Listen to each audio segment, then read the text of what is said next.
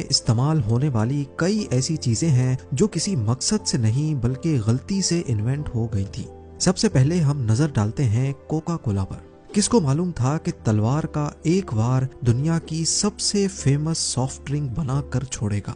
जी हाँ, ये बात है ईयर 1865 की, जब डॉक्टर पेम्बरटन, जिनको अमेरिकन आर्मी ने लेफ्टिनेंट कर्नल का रैंक भी दे रखा था, बैटल ऑफ कोलंबस के दौरान उनके सीने पर तलवार का एक वार लगा था।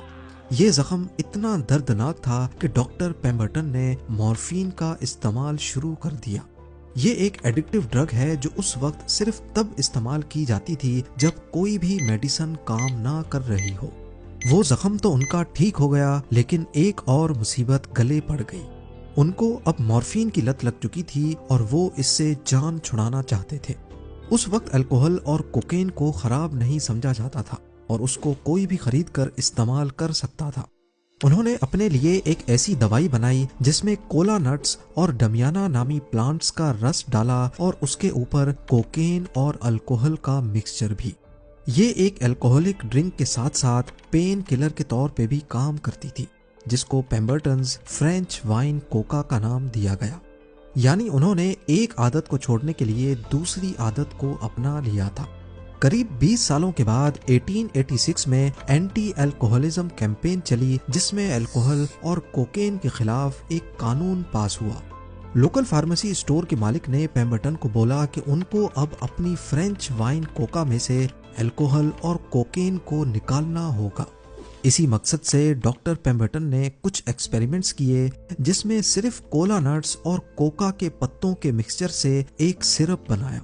वो मुख्तलिफ एक्सपेरिमेंट्स करके फार्मेसी स्टोर के मालिक को टेस्ट करवाते, लेकिन गलती से उन्होंने एक एक्सपेरिमेंट में सिरप के साथ कार्बोनेटेड वाटर भी डाल दिया।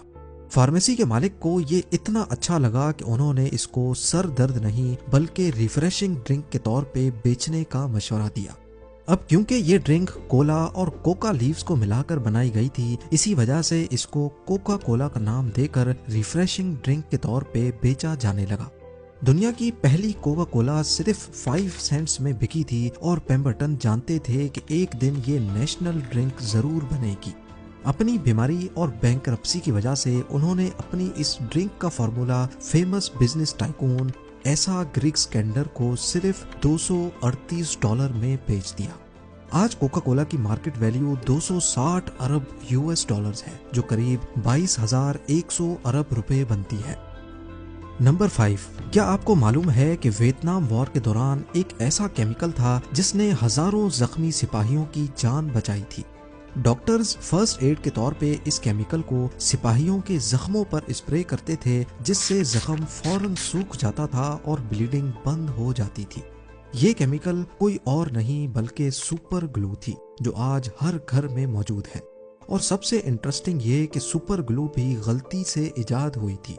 वर्ल्ड वॉर 2 के दौरान सोल्जर्स को सबसे बड़ा मसला था कि जब वो अपनी गन से फायर करते थे तो निशाना ठीक जगह पर नहीं लगता था। इस मसले को हल करने के लिए यूएस आर्मी को एक ऐसे निशाने की जरूरत थी जो बिल्कुल साफ प्लास्टिक का बना हो, ताकि उसके बीच से सब कुछ आसानी से नजर आ सके। इस क्लियर प्लास्टिक को बनाने के लिए केमिकल इंजीनियर्स की एक टीम हायर की गई, जिसमें डॉक्टर हैरी कूवर भी थे। ये लोग क्लियर प्लास्टिक बनाने के चक्कर में एक ऐसा केमिकल बना बैठे जो जरूरत से ज्यादा एडहेसिव यानी चिपकने वाला था। सयानो एक्रेलाइट नामी ये केमिकल गन्स का निशाना बनाने में काम ना आ सका। 9 सालों के बाद 1951 में डॉक्टर हैरी कूवर कोडेक कंपनी में जॉब कर रहे थे, जब यहाँ जेट इंजन की कैनोपी यानी उसके कवर बनाने के लिए कुछ एक्सपेरिमेंट्स किए जा रहे थे। इस मौके पर डॉक्टर हैरी कूवर ने एक बार फिर से सयानो एक्रेलाइट को उनके सामने इंट्रोड्यूस करवाया, लेकिन इस बार भी इस केमिकल को हद से ज्यादा एडहेसिव होने की वजह से रिजेक्ट कर दिया गया। इत्तेफाक से उस वक्त कोडेक के किसी दूसरे केमिस्ट का रिफ्रैक्ट्रोमीटर टूट गया था। तब डॉक्टर हैरी कूवर को आइडिया आया कि उनके पास ऑलरेडी इसका सॉल्यूशन है, और वो कोई और नहीं बल्कि सयानो एक्रेलाइट ही था।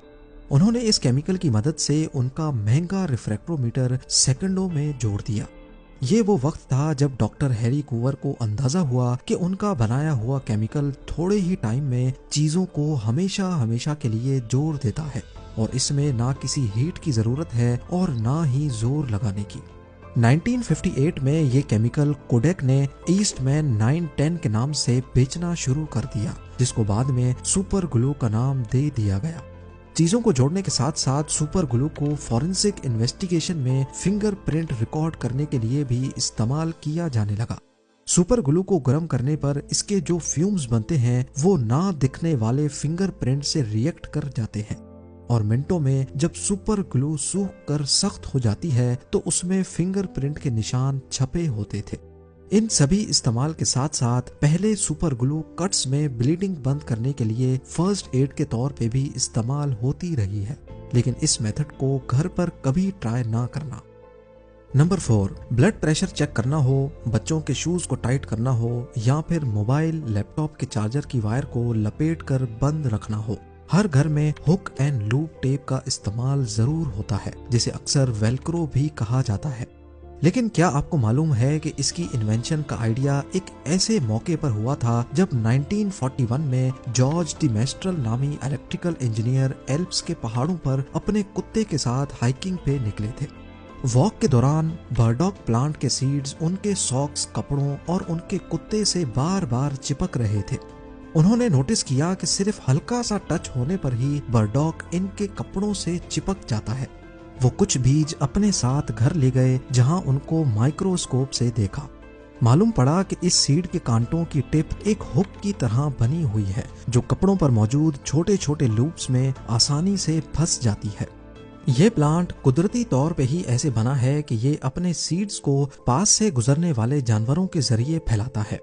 जॉर्ज डी मेस्ट्रल को ये तरीका काफी हैरान कुन लगा। वो इस तरीके को इस्तेमाल करके कुछ यूजफुल बनाना चाहते थे, लिहाजा उन्होंने अपनी इस इन्वेंशन को 1955 में पब्लिक किया और अपने नाम से रजिस्टर भी करवा दिया।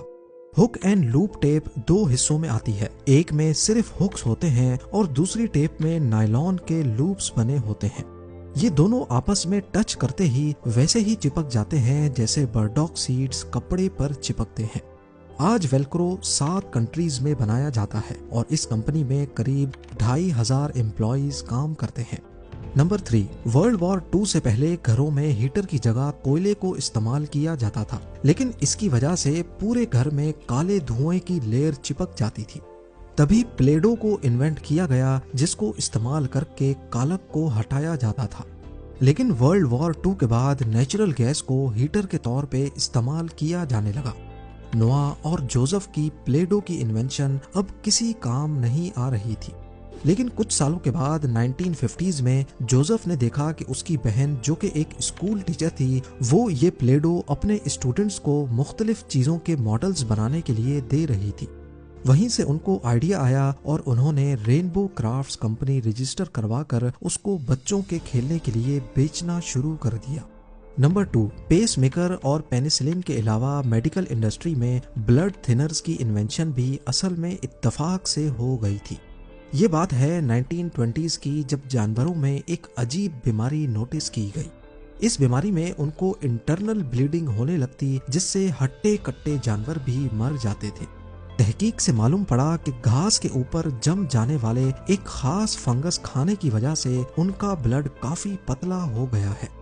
जब उस फंगस को डिटेल में समझा गया तो उसके अंदर एक खास केमिकल पाया गया जो असल में उनके खून को काफी पतला कर देता था।